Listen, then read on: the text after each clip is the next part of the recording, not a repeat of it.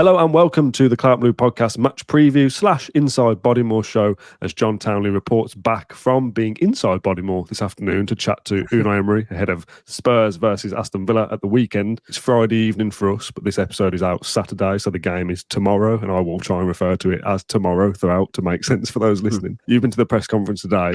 It's Unai Emery's birthday tomorrow. He's 53, I think. Was the presser, was it mentioned? Were there any cakes? Is there any kind of fanfare?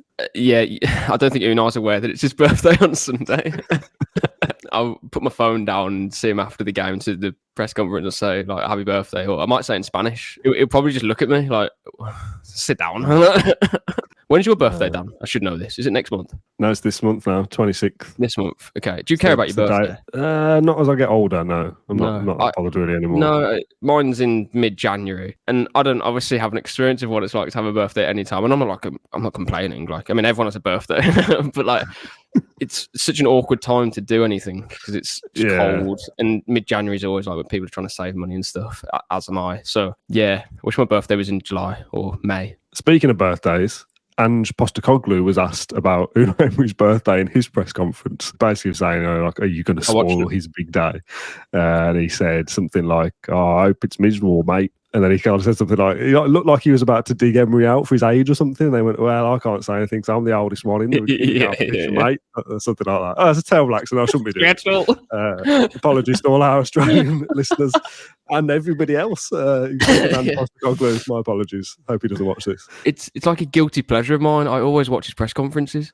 And I think 50% of it is me thinking that Tottenham are like our biggest rivals. I want to hear if there's a situation there or something, there's an injury. I don't know. It's like every question that someone asks to Ange, you feel like he could bite. So I find them really entertaining. And again, incredibly sad. They're usually about 18 minutes long. I won't watch it if they've won, obviously. But yeah, if there's, Palace last weekend, watching their fan TV, watching Ange, then he's presser with Sky. Yeah. It's guilty pleasure that I need to stop. We normally just speak about Villa, but I want to speak about Spurs a little bit as well because it is a big game. It's like you say, this is our rival for top four. It feels like there was a wider narrative in that presser about Solanke and like his impact on the team so far. Specifically, the kind of story is that he's not had a shot on target for 6 games. And just a difficult one because sometimes I think he says some really great things and like he just is really honest and to the point and straight up kind of, salt of the earth kind of bloke. And other times I just think, what are you waffling about? Like, you said something about Solanke, like, he's doing good work for the team and stuff, which, is fine to an extent. And he said something like, I don't really judge my strikers on how many goals they score or how many shots on target they take. I'm thinking, well, it's kind of the point, isn't it? You don't spend, 70-odd million on Solanke and you're happy with the fact that he's not even taking shots at goal or getting shots at goal. Just generally, Solanke is a player that you would look at as being a dangerous one for Villa to stop. Mm-hmm. How do you judge that as the opposition going into this game? If their manager is happy with just like he's a system player, I'm thinking like, well, if he doesn't take a shot on goal and he doesn't score, that's a result. The key thing here is just to stop his supply. And Tottenham are kind of famed for making lots of chances and lots of high quality chances, but then also leaving the back door wide open at the other end. So, for example, last season, I think I had my most heart palpitations away against Tottenham. I'm pretty sure. And there's quite a few in most games. Is that XHP? Yeah, XHP, yeah. That was horrible. Kind of, looking forward to going to Tottenham, but also going to have to warn the people around me that I'm there. Focus on Villa then. What was the key takeaway from you from Emery's presser besides injury stuff, which we'll get to? Unai always says about the top 7, Big 6 plus Newcastle being the favourites to get the European positions. That's not new. But it's actually the first time that someone's really pushed him on, like, Unai, what do you mean? Because Tottenham have finished below you for 2 seasons running now. Yeah, this is the first time they actually explained that, well, I mean, kind of going on one here, but it's pretty obvious. It's basically the budgets, the transfer budgets. And then he mentioned that they need to raise their revenues and stuff to get a bigger budget, and that's happening. And he said that it's Villa's greatest challenge to continue to compete and ultimately try and finish above the biggest teams. We've obviously done it last season, finished with Chelsea, Tottenham, United and Newcastle to get 4th, but then the season before only finished above Tottenham, I believe. However, since Emery's come in 2 years ago, we've been the 4th best team in the league for points anyway. So I kind of say that in his first season, not his first full season, the 22 to 23, he came in nearly halfway through, maybe a third through the campaign. So you kind of judge him on how many points he got in that period. We've been absolutely outstanding, and it's credit to him that we have to do it in a different way to those teams. And I don't check my notifications and stuff on Twitter or whatever it may be, but if there probably hasn't been, but if anyone was going to bite on that's like a Big Six fan and say, yeah, but Villa have spent as much as Tottenham, they've spent as much as this team, but we have to sell. How much did we have to sell? Nearly £100 million worth of talent. As Vidagani said previously, kind of working a miracle here. There's no other club that has done this because of the manager that we have. He's turned a team of good players into a team that is only bettered by City, Liverpool and Arsenal. It's remarkable, really. Before, John, we get on with the rest of the preview, I just wanted to plug something very, very quickly, and that's just a question to people watching or listening that I can reply in the comments or on social media about the timing of the post-match show. So obviously for home games, we do it like an hour and a half or something after full time because we have to actually get home. Whereas for an away game, we try and get on as soon as possible. And I've never thought to ask the people listening, is that good? Like, do you want us to do it that soon afterwards, or would you rather we wait an hour and a half after full time for you to, I don't know, watch the press conference or whatever? I was thinking for this game specifically, obviously we play at 2:00 against Spurs. I want to jump on at 4:00 or whatever full time is and just go straight away. But Chelsea play Man United at 4:30, so that's not relevant to Villa, and Villa fans might want to watch that rather than watch the podcast. So can you just let me know in the comments down below for away games, do you want it instantly on the whistle, or do you want us to wait a bit like we would for a home game? Dan's asking, can he just stay on the sofa and watch the next match? Well, that's the thing. If I want to watch it, there must be other Villa fans that want to watch it. So why am I doing a podcast if no one's watching it? Okay, right, let's crack on with the rest of the preview. Injury update up next then. Ross Barkley is the one, isn't he? He's unavailable for the next 2 weeks, but the rest of the team will be 100% ready for Sunday. Villa do play. They don't play today. They train today as well. So, there's always that caveat of, what if something happens in training? But as of Friday evening for us, everybody is fine besides Barkley. Barkley misses Spurs, Brugge and Liverpool. That's obviously 3 games in a week, then international break, which will be a blow. I think Barkley will be a serious miss because we've used him a lot. He's come on in games and helped us change games around. So, yeah, really, really going to miss him in a week where we've got 3 high-level games to play. The flip side of that, he'll be fit and ready and raring to go for Crystal Palace. That's the positive side of it, maybe, as well. I'd take that down, but he would have had that anyway because the international break. I know. Yeah, it's a shame to lose a player, but I don't think we can really... I mean, we can complain because last season we had loads of injuries, and I'm not going to go on about it, but we know what happened. We coped really well, but now we've had a fully fit team for a few weeks, and it feels like, when's the injury is going to come back then, because it's been so long. It hasn't, but it feels like it has. It's been like 3 weeks. Barkley, yeah, literally. So Barkley is injured. Kind of expect these things to happen every now and again. You're not going to survive the whole season with a fully fit squad. I do have a funny... I mean, it's not particularly funny. I was stressing out about Barkley and his injury. For those who don't know, there's a broadcast section which isn't it's embargoed for like 10 minutes after it finishes, and then there's a written section which is embargoed until usually 10:30 on the night. Sometimes it'll be for a Sunday game, Saturday night. Anyway, Unai goes through the injury news and says what he has to say about Barkley. Says... 2 weeks, Barkley, I thought he said anyway, not available. So I'm doing my piece, writing it up as he's talking. It basically sounds like Barkley's out, or you would have no suspicion to suggest that Barkley is available because of what Unai was saying. So I did my piece, published it, tweeted it, socialed it, the whole lot. After the press, someone says to me, fully fit team then. And I'm like, no, Barkley's out for 2 weeks. And then they're saying back, no, he said he's available. And I was like, you're joking. And to be fair, I think listening back to the audio, I think Unai may have missed a word. From what I heard, again, was the most crucial word. Yeah, from what I heard when I replayed the audio, once my piece was already out saying Barkley is out for 3 games, was Barkley is available. And again, whether Unai said the word not very quickly and it hasn't quite picked up on the audio or whatever, something's kind of gone wrong here. So for about 2 or 3 minutes, I'm stressing, thinking, if I just ruled a player out when he's not ruled out. So yeah, everything Unai said about it was like, yeah, of course he's out. But I think he either missed a word or I've got bad hearing. Let's do a bit of injury update for Spurs very quickly.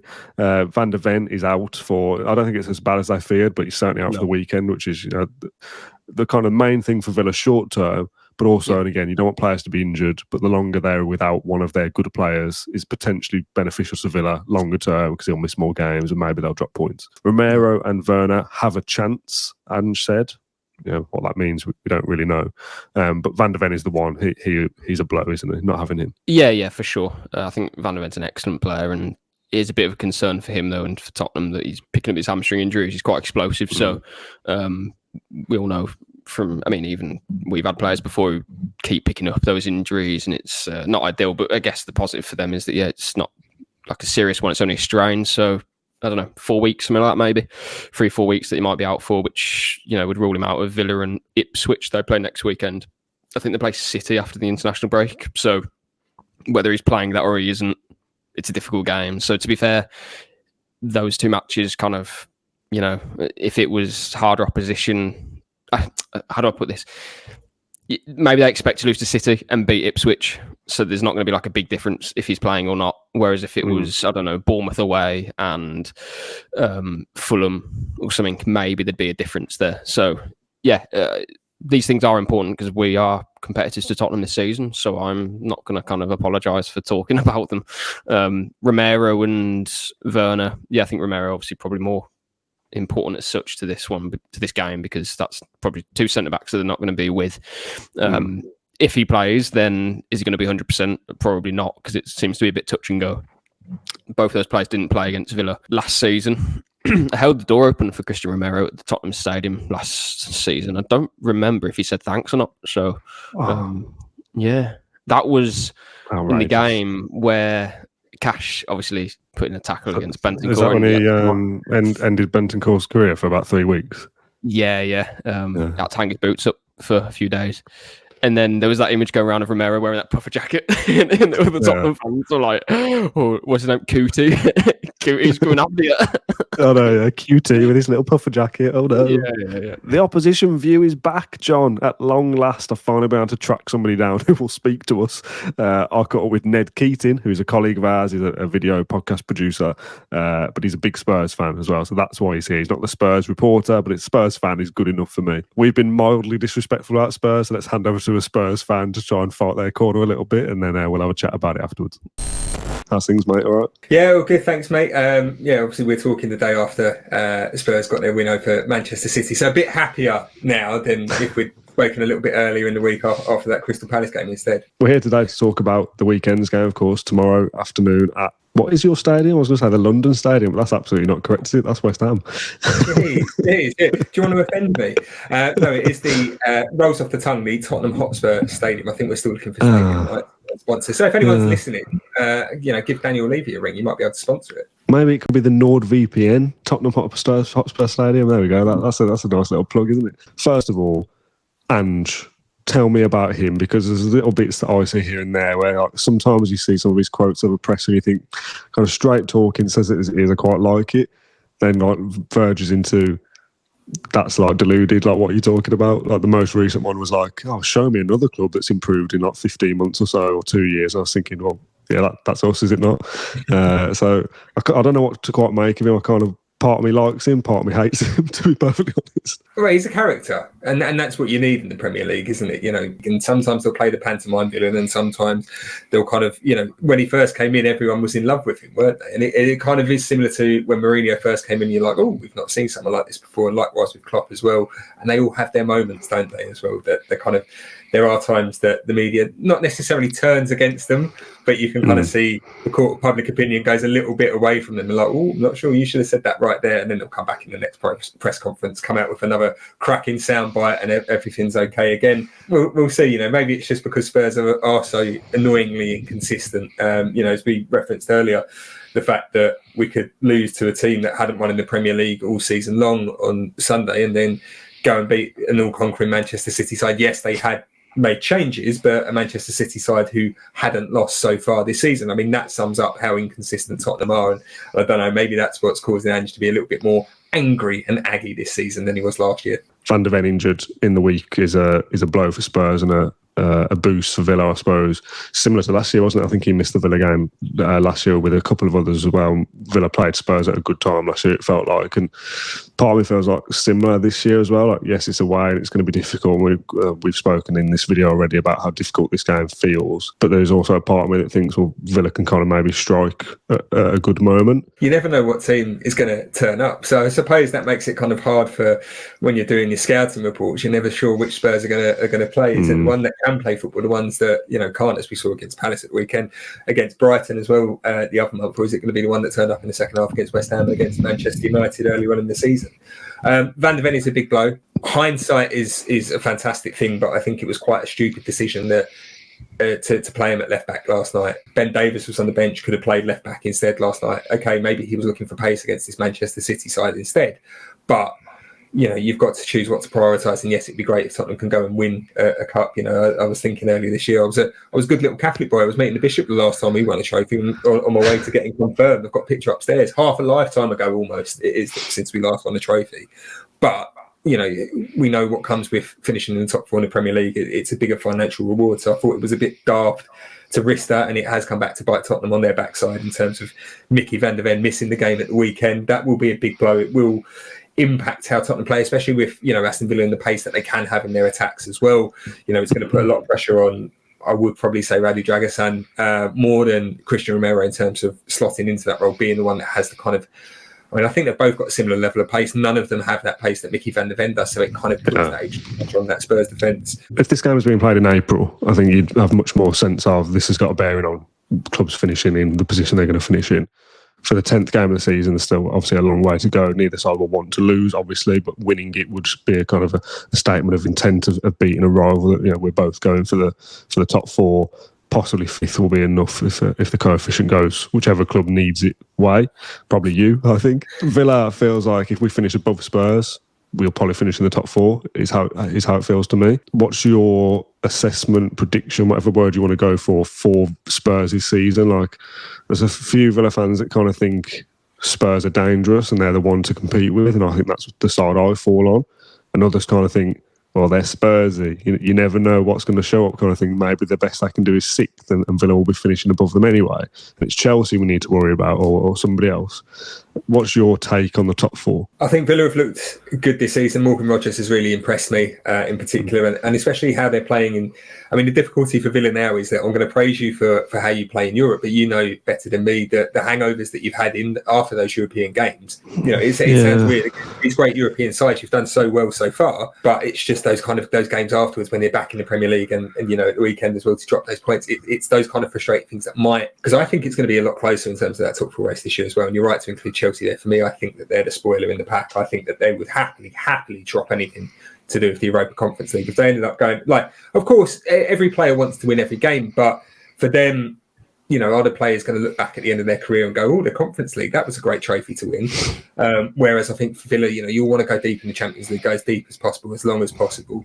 And for Spurs as well, I think there is definitely more credibility, prestige attached to winning the Europa League rather than the Conference League. So again, I think Spurs will go deep in that competition too, and it's a competition I think Spurs can, should realistically be looking at in terms of the calibre of teams in there. I would have said Manchester United at the start of the season would be their biggest rivals for it. We don't know how Ruben Amorim's going to look at Old Trafford, but if Eric Ten Hag stayed in charge, you would have fancied your chances in that competition more so. So I think that is going to have an impact on this top four race in terms of how far both of these sides and Chelsea as well, how far they go into these European competitions. It does have that kind of psychological edge. And for Villa as well, because obviously Spurs were the closest team to them in the end in terms of kind of in the table. Again, it sends that blow of, right, okay, well, we beat the team that finished fifth last year. We still know we're good enough then to finish in the top four. It's interesting you mentioned the hangover, and I will wrap up in a second. Obviously, this is a Villa podcast, so I'm preaching to Villa fans that will be well aware, but I find it interesting, like the outside perspective of like the Champions League hangovers that Villa have struggled. I was just checking through while you were talking, and I wasn't ignoring you. The Young Boys game felt irrelevant in terms of that hangover because the Young Boys game was easy, and then we beat Wolves just after it, which was the game I couldn't remember. After Bayern Munich, we draw to Man United. That's the most hangover-y game we felt like. I think that game against Man United was just poor quality from both sides. Whether you can blame it on the Bayern win, I don't particularly know, but is it a coincidence? We don't know. after Bologna, obviously we won in the week and drew to Bournemouth. That looks like Villa have struggled after the Champions League, but we played really well in that game. It was only a stupid mistake in the last couple of minutes that's cost us it. But the outside will just go, Champions League, they drew. Oh, it must be difficult. Whereas I feel like on another day we'd have won that 1-0 and you wouldn't even have thought twice about like a hangover. I'm doing this to Villa fans and we all know this. I just wanted to put you right, basically. If I saw in the comments like, why didn't you tell him there's no hangover? But then is there not the case that, you say that like a mistake in the last few minutes? Well, then is there not the case that if it wasn't that it wasn't tiredness perhaps as well? I'm playing devil's advocate here completely, but I think come at me. I think we probably should have done enough to see out the game regardless 1-0. We also created chances where we should have probably been 2 or 3 up anyway and didn't take them. Or the keeper played very well in that game, so maybe it wasn't more so that we didn't take them, we were just denied, and it's just one of those things. Let's end this little segment. It's gone quite a little bit because we've had a good conversation. Let's end this segment with a score prediction from yourself. I will do mine back at the end of the show when I'm speaking with John Townley again. How's it going to go? Stick your neck on the line. I'm going to get splinters in my backside here and go for a 1-1 draw. 1-1 draw. Would you be happy with a draw at home? I'll take it, given how inconsistent we are, and I don't know what team's going to appear on the weekend. A 1-1 draw is the safest way to play it because, we might turn up and play like we did against Palace, and I will definitely take a 1-1 draw then. But if you turn up, and did we really play well against City? I think City were a little bit kind of not scared of getting more injuries. Of course, they did pick up a couple as well, but I don't know if you can look too much into that performance as well because both sides were quite heavily changed. But again, kind of that one was a better one in the weekend. And if you see a performance more in line with that, maybe you would be a little bit upset then to come away from 1-1 draw. So because Spurs are so inconsistent rather than anything else, 1-1 is the simplest and easiest way for me to cop out of a proper prediction. I've got a brilliant stat for you, by the way, Dan. I should have said this earlier to kind of put some positivity from the get-go instead of talking about Unai's birthday. Tottenham have lost 9 of their last 16 Premier League games, with only Wolves losing more since that first game in that run. So I presume that's like 17 match weeks of all Premier League teams. Only Wolves have lost more than Spurs. I've also got a good stat for you, if we're giving a little bit of a stato corner for a second. Does this relate to 100 years? No, have you got a 100 years related stat as well? Yeah. Okay, right. You can come back at me then with this one because I know where this has come from. It came from you, so I'm just going to read it out. Aston Villa have won 9 of their 13 away Premier League games in London under Unai Emery. That 69% win rate is the best by a manager at a single club in away games in the capital in Premier League history, with a minimum of 10 games. We know we've got a good record in London. We've got a decent record against Spurs away as well. I'll increase your 9 and 13 by I can make it even better, I think. Not officially, but Crystal Palace on the last day of the season doesn't count. So that should be 9 or 12, really. It's win percentage, isn't it? So we could have drawn to Palace. We'd have won 9. Yeah, true. I'm just writing that game from existence and thinking we've won 9 out of 12 in London in games that actually mattered. I thought you were going to say something like Luton's in London, that sort of thing. I'm pretty sure you've said something along those lines before. To be fair, I kind of agree. Like, imagine from in. We've obviously won our last 2 visits to the Tottenham Hotspur Stadium in North London.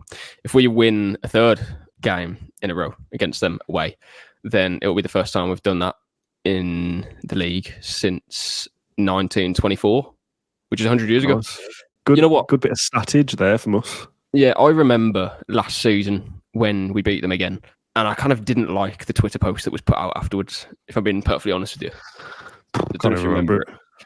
It's the classic 3-point lane, or I think that's what we tweeted out. And I just think, as soon as I saw that, I thought that's next season's kind of I'm sure amateurs need to put that in the dressing room or whatever. It's not Sunday League, but equally that's a tap in for the Tottenham media team now. Funny at the time, but this will bite us next year. So maybe not, John. Maybe we'll do 3 times 3-point lane. Yeah, written in the stars. 9-point lane under Emery. Predicted 11 next, John. I think we can get through this pretty quickly. I'm going to read you my 11 and I want you to agree or disagree rather than me ask you and go the other way around because I think it kind of picks itself. Martinez in goal. Well, maybe it doesn't pick itself on the first bit. I've got Cash, Konsa, Powell, Dean. I've got Onana, Tielemans, Bailey right, Ramsey left, Rodgers behind Watkins. And I think the only contentious talking point is possibly Carlos for Cash, Konsa right back. Or possibly, and I don't think it will happen now, but I absolutely wouldn't be against it if he's ready, Kamara for Onana. What about McGinn? If you don't think he should be in the team, though, it's not like he has to be in. No, it's not that. I just forgot. If you have actually forgot about him and you want him to be in the 11, then fair enough. But it's a strong team. I just maybe McGinn instead of Bailey, bring Bailey off the bench. He made a good impact last season at Tottenham. Yeah, that would be the thing. If I've got Cash, as my attacking fullback, then McGinn can play on that right side. Yeah. We saw McGinn in the middle, didn't we, against Palace, just because of like trying to get some kind of control. I'm not going to see McGinn play centrally when we have other options, but yeah, I'd probably go McGinn in there instead then. Yeah, McGinn played in that position because Barkley was injured, basically. Yeah. And he needs minutes, I think, to get back into a rhythm as well. So Carlos or Cash is the one for me. It depends how we're going to play. If we're going to play high line, play Cash. If we're going to absorb pressure a bit more this season or this time at Tottenham instead of last season, then Carlos would be my pick because we're going to have to defend a lot. That back four of Carlos with Contra right back is going to feature in one of these next 3 games. I said about Kamara, we might even see Mings against Bruges or maybe not Liverpool because he needs to get back into a rhythm and Liverpool are devastating. So, listen, we've got loads of options, so kind of happy to see where Emery goes with it. But yeah, I think you could probably pick at least 7 players or 8 players, maybe even 9. I don't know, out of that 11 that will start against Tottenham. Just a few calls that need to be made, but I'd expect McGinn to be starting.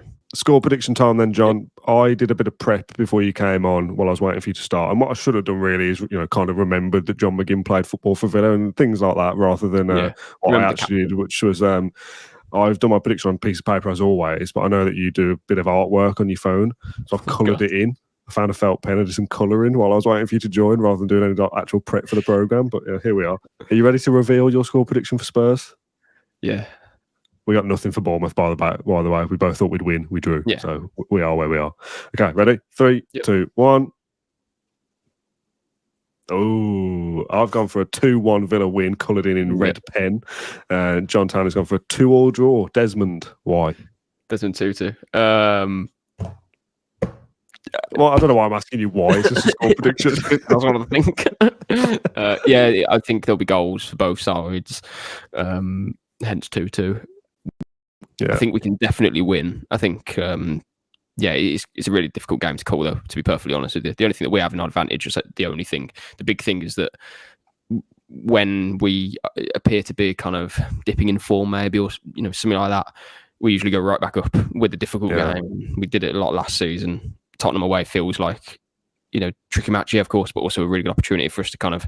We'll go 8 points clear of Spurs. I know it's early in the season, but 8 points after 10 games is not, insignificant. Yeah. If we can beat Spurs, fantastic result that would be. And, if we lose to Liverpool, we lose to Liverpool. But then you play Palace at home and Chelsea away, difficult. But if you, I don't know, let's see after like Brentford and Southampton at home that we play at the start of December, if we're, got a nice cushion after then all of a sudden you're like nearly, not halfway through, but approaching that kind of territory. Yeah. And all of a sudden you're thinking, all right, well, this time last season we kind of thought, we're actually in the Champions League race. We know that we'll be in the Champions League race this season if we are, in and around it. I think it's going to take some pretty bad performances and results for us to feel like we're not by the end of December anyway. So yeah, I'm confident that come the new year we'll be in and around it, and that's where I want it to be. Come here then. Oh. Here he is, the boy with the hair. He looks more hair. He looks a lot older than the last time that he came on the podcast. Yeah, I don't know when that would have been, but he's definitely more sense. What's your score prediction? What Will said, Spurs are going to be really dangerous in transitions, Dad. All right, well, with that little interlude, we're done. John, thank you very much for joining me on this episode of the podcast. Appreciate it as always. A very long episode for us to record. I'm hoping I've been able to chop it down a little bit because this podcast is relevant for less than a day. So this is just us chatting about Villa, really. Yeah, and this happens to be a game at the weekend.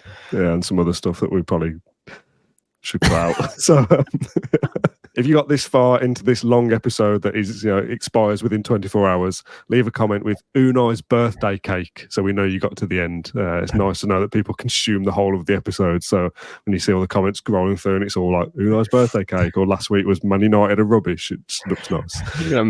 Unai's cake. Yeah. John, thank you for joining me. Thank you for watching or listening, and we'll see you for the post-match tomorrow. whilst I was waiting for you to join, John, I was going through my Twitter and saw somebody had tweeted me something, and I wanted to get your reaction to it as well, because I thought it was funny. So I've just sent it to you. Just open it up your phone and have a quick look and see what you think. Can I play that? I guess. You can play, yeah. Oh my god! What the hell? So, That's weird, isn't it? It's so weird hearing the podcast music in a Shake Shack advert on Instagram. And it's like 5 seconds of our podcast intro music, which is weird because it's just on a licensing website. Like any company can buy the license and use it like we have. Yeah.